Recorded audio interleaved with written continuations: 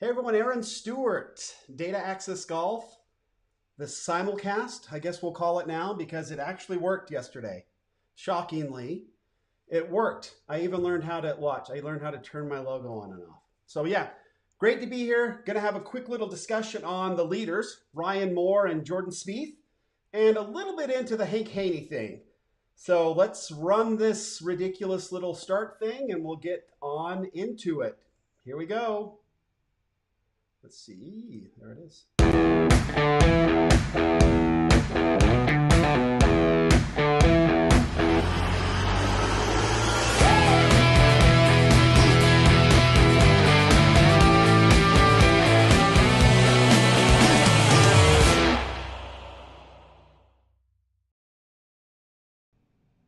Oops, there.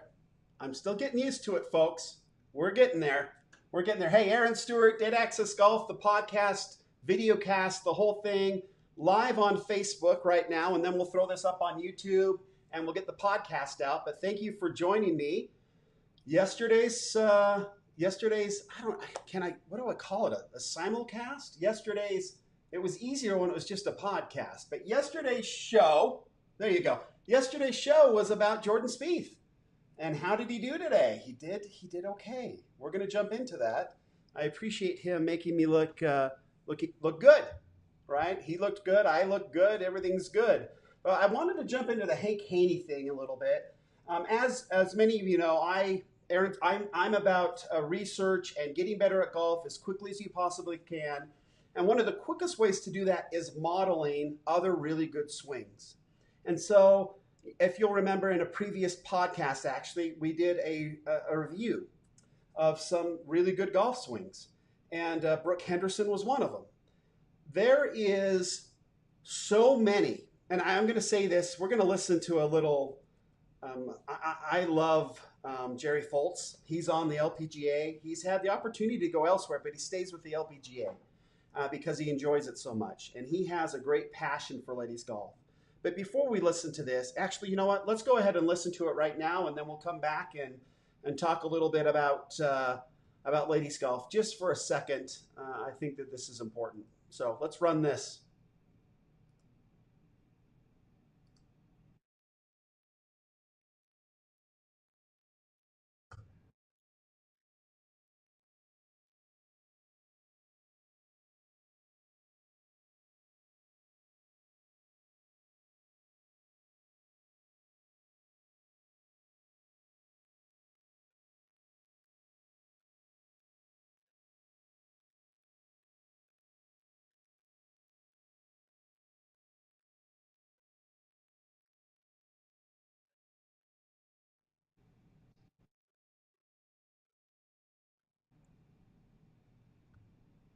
Actually, I don't really know how that went, folks. I don't know for sure if you even heard that. I haven't really tested this out on this, but essentially, they had Jerry Foltz on the show talking about the comments that Hank Haney made yesterday on his show, and his comments were racist for sure. Michelle Wee kind of came out and said they were definitely racist. She felt that way as a Korean American. The comment essentially was, hey, you know, who's going to win the... Essentially, he blew off the U.S. Open for the women's U.S. Open, as not something that really matters, which is not true, obviously. And then he went on to say, you know, probably a Korean's going to win it. He made some joke about the last name Lee, and his little sidekick, Steve Johnson, jumped in on it. Steve Johnson... Bless his heart. I mean, I guess when Hank Haney's signing your paycheck, you'll say just about anything to support your boss, I guess.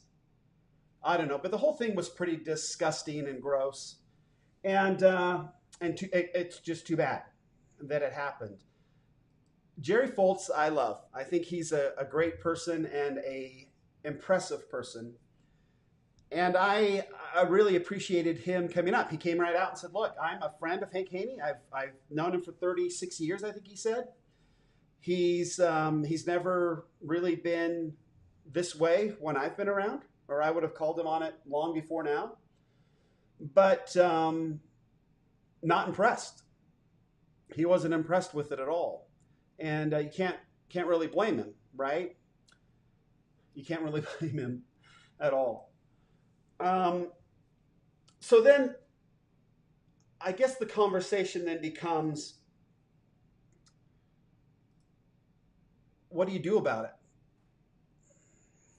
And I think a lot of people have talked out loud with Hank Haney, have made it very clear that they're unhappy with him. But just for me personally, and somebody who researches golf, loves to look at golf swings, all kinds of golf swings. I look at them all the time. I analyze them. It's such a cool motion hitting a golf ball because hitting a golf ball can be such an unnatural movement. And we see a lot of those really bad golf swings out there. But hitting a golf swing, but the proper golf swing, one that's, the propelling motion is beautiful. I mean, it is the timing. So some of these tour players, obviously, men on the PGA Tour are so much stronger and more athletic than women, just genetically speaking, that they get away with a lot more. And so you get a lot more unorthodox golf swings on the PGA Tour because speed makes up for a lot of inconsistencies. And you see some craziness out there, right? That Wolf Kids golf swing, for example. Dustin Johnson in his weirdness at the top of his backswing. They can get away with stuff like that because there's so much catch-up speed in their golf swings. On the LPGA Tour, you will find some of the most sound, beautiful, perfect tempoed, gorgeous golf swings out there. And honestly, for amateurs like us, I'm 52 years old, amateurs like us who have lost a few miles per hour in their golf swing, the more sound we can be and the more simple we can make our golf swing, the better we're going to play and the better we're going to perform. And I think no place shows that better than the LPGA Tour, period.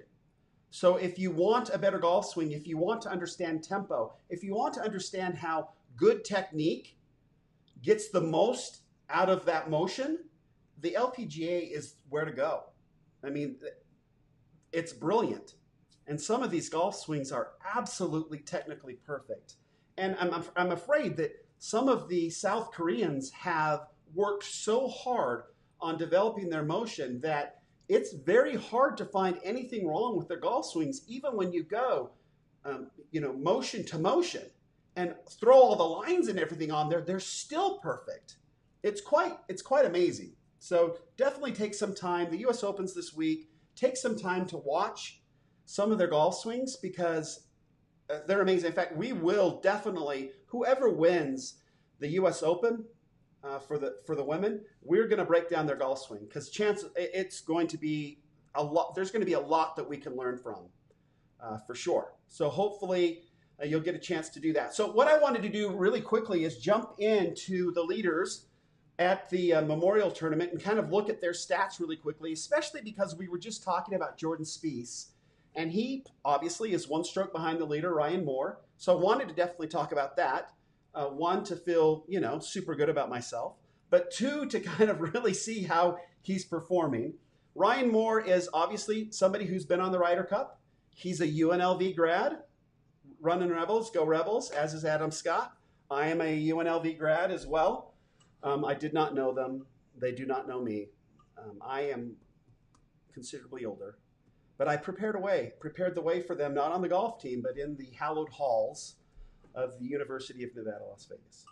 But anyway, so I'm going to bring up the screen real quick, and we'll talk a little bit about his scorecard. So Ryan Moore's scorecard, if I can remember how to do that, boom, there we are. And I need to get myself off of here so we can see the full screen. There we go. I'm getting better, folks.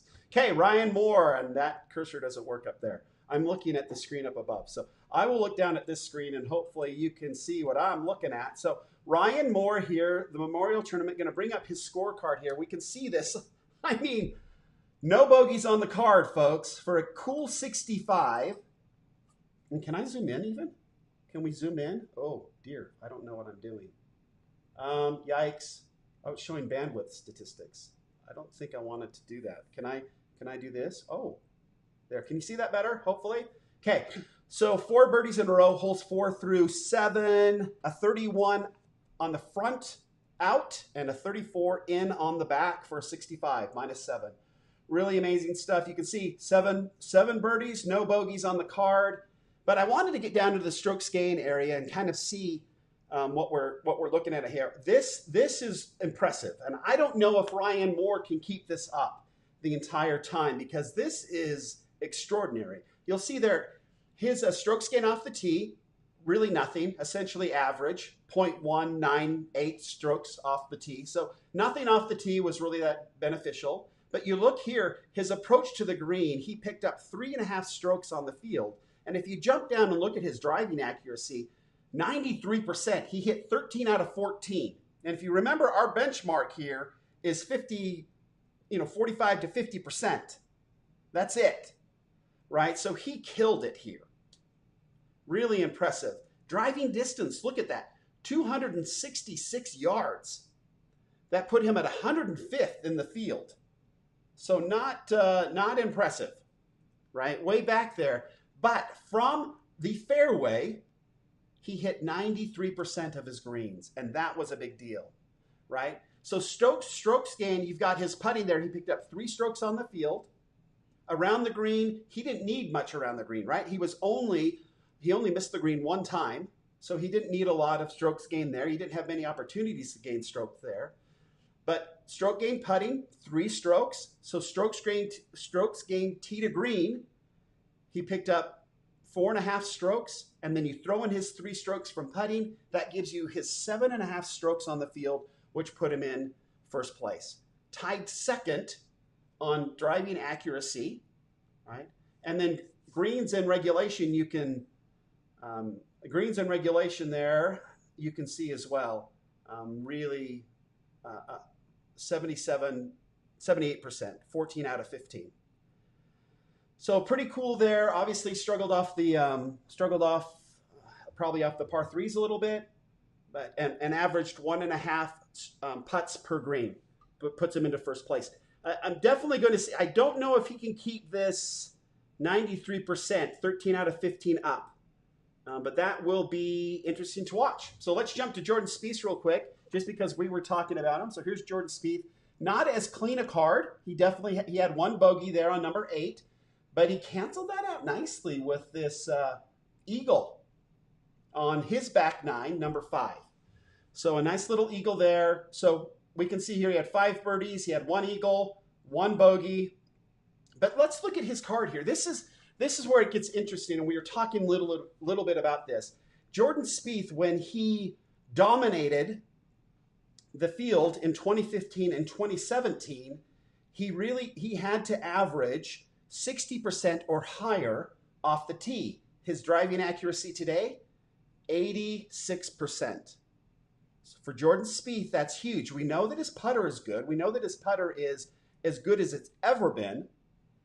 But so let's take a look at that then. So strokes gain off the tee, he didn't really gain a whole lot, essentially 1 stroke on the field, but off the tee, that's pretty good, and especially good for Jordan. He finished at 25th. And he was somewhere around the 50, 60 mark, 75th, off the strokes gain off the tee. He was around 75th. His driving accuracy, he finished 75th, and he's close to 75th this year. But today he was tied 7th for his driving accuracy, T7 right there. So well above his averages and what we'd expect out of him. So strokes gain around the green, we know that he's awesome up and down from around the green. He picked up almost 3 strokes there. Strokes gained putting, 3 strokes there. Strokes gained tee to green. Excuse me, man, having a hard time. You take the 1 stroke there and you throw in his around the green, and there you've got your 3.6. Approaches to the green I thought was interesting because he hit so many fairways. He used to be pretty strong strokes approach to the green, but still only averaged less than the average on the field, finishing 66th. What that means to me is if Jordan figures out his approach game, he's going to be, and he continues this amazing, that new shaft worked out pretty well for him, right? He averaged 285 yards off the tee. Sand saves, he was up and down 2 out of 3 times. Scrambling, 87.5%. We talked that he's always been strong there. T4, scrambling around the green. Putts per green, same as Ryan Moore, 1.1.5. Greens in regulation, this is what I thought was very interesting. 55%. We know that Jordan, when he's in his heyday, he hits 60% of his greens on average. So still below that, even though his driving accuracy came up.